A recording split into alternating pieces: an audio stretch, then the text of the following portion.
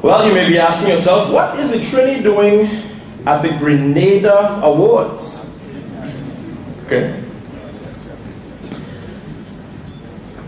I am here tonight to present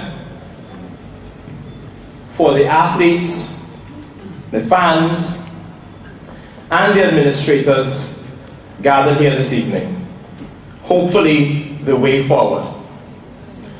2011, as has been stated before, was a banner year in terms of the 2011 accomplishments of this country.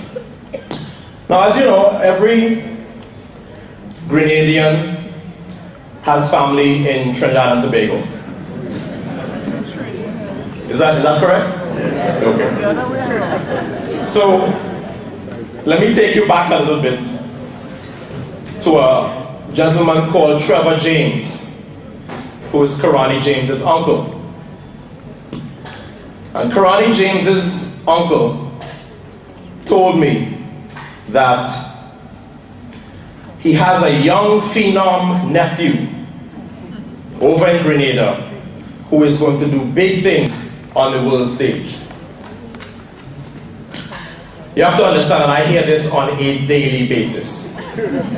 No matter where I am in the world, somebody is telling me about the next big thing coming.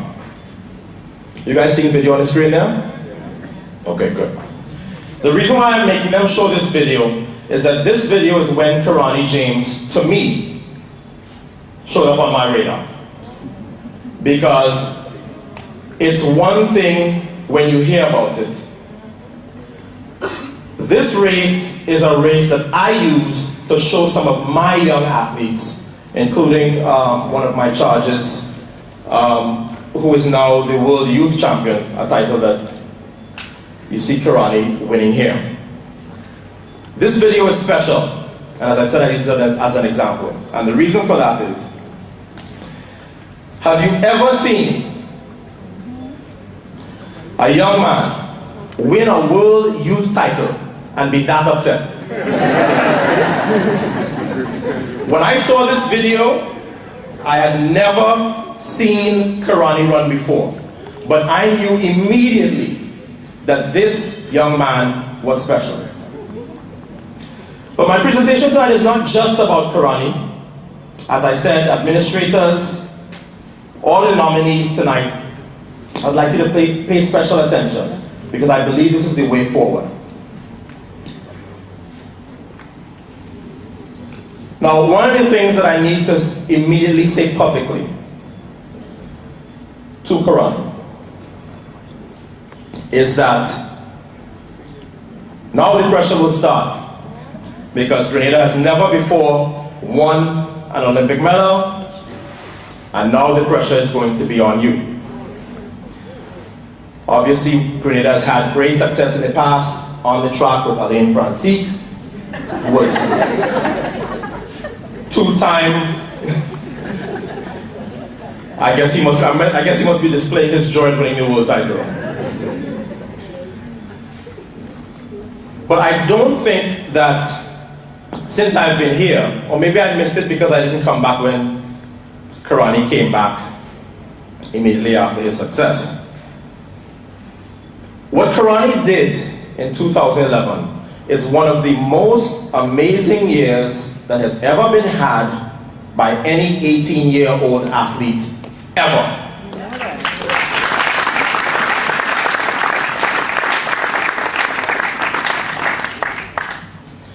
But I want to caution the young star as he looks forward to London. In 1988, there was a young man called Steve Lewis who went to Seoul, South Korea at 19 years of age and ran 43 high to win the gold medal at the Olympic Games. Unfortunately, Kirani, it's not a record you can break because you're already older than Steve. But I bring up his name because Steve seemed to have the world ahead of him when he won that gold medal. He never ran faster. 4 years later in Barcelona, my first Olympics, Quincy Watts, 22 years of age, 43.50 in probably one of the best quarter-mile races ever seen. Olympic gold. Never ran faster.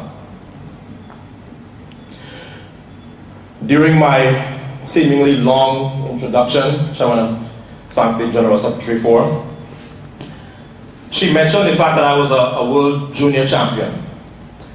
And that is a group in terms of World Junior and World Senior Champions that Kirani has just joined. But we are a very small group. You're talking about Usain Bolt, myself, some guy called Sean Merritt, and now Kirani James.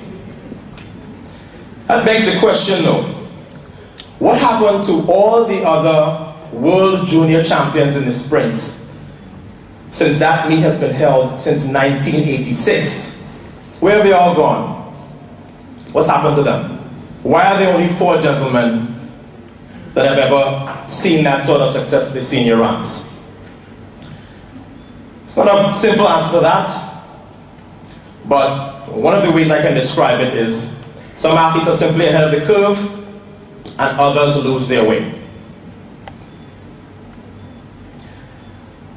If I had to bet in terms of not only Kirani, but a lot of the athletes who I have gotten a chance to really meet since I have been here in my time spent in Grenada this week,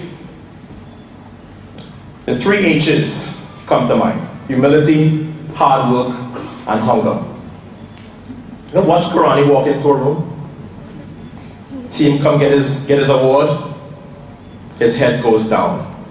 He's the opposite of how I was at 18 and 19. But there's an inner fire that burns within that young man that I think can be an example, not just to Caribbean and Grenadian athletes, but to Caribbean and Grenadian people.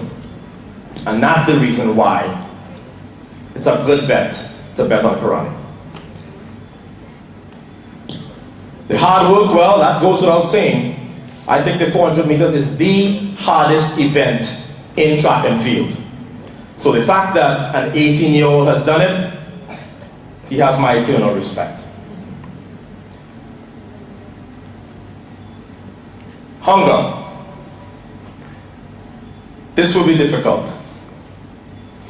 Because Kirani, you've now gone from star at the University of Alabama, now you're getting that nice check from Nike, and now everybody is patting you on the back and telling you that the way is clear for you now. This road to success in London and beyond is clear, so go out and get it. Let me be the first to tell you that that road to success is never straight, and there are always potholes. Beware of that.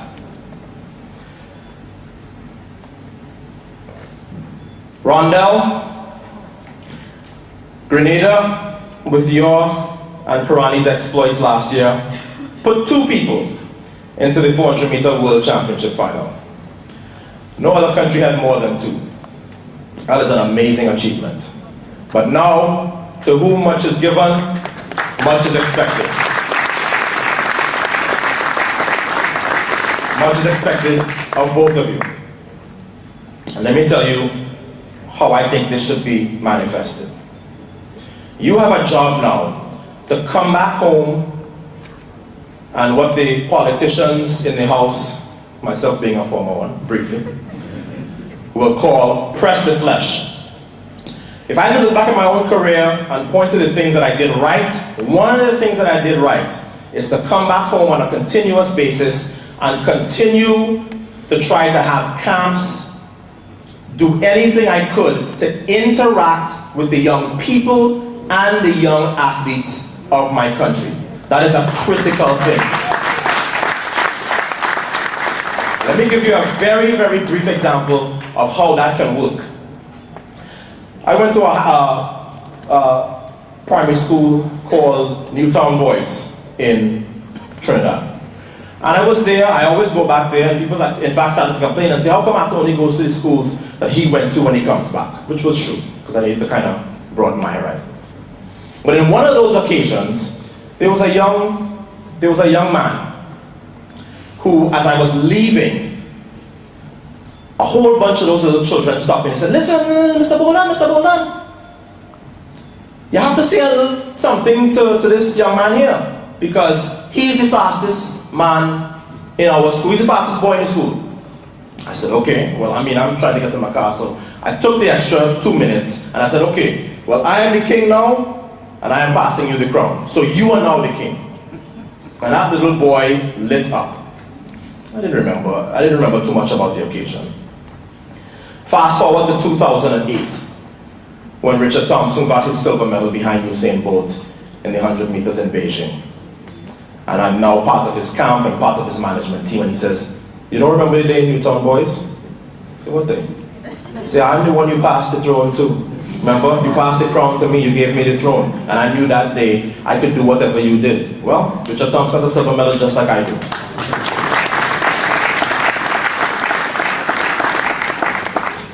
So young men, you have to come back home. And you have to interact with those kids. And those kids, they don't care what you do drills with them, run up and down with them, they don't care. The important thing is that they get to not just see you on the television and feel like you are this distant thing that is wearing Grenada on it. You have to be interactive with the young people in this country. That is something which I think will reap huge dividends for you in the long run. Now, since I've been back, I have heard a lot of talk, and this is even before I came back. I was in the New York, New Jersey area, and of course a lot of Grenadians up there. How soon before Kirani or Rondell or one of them gets that world record? Let me tell you why this is dangerous. And this is more for the supporters, huh? This is for you. Kirani and Rondell have enough pressure on them just to go out there and deal with LaShawn Merritt and Rene Kwao, and if Jeremy Warner decides to show back up, and Chris Brown from the Bahamas, and Gonzalez from Jamaica. Let us leave the world record talk for further down the road. And let me tell you why. Michael Johnson has the world record at 43.18. Want to guess what age he got it? 32. The guy before him, Butch Reynolds, had it for 11 years. How old do you think he was when he set it? 33. Starting to see a trend here. The bottom line is that the 400 is an event that takes a lot of time to learn and master.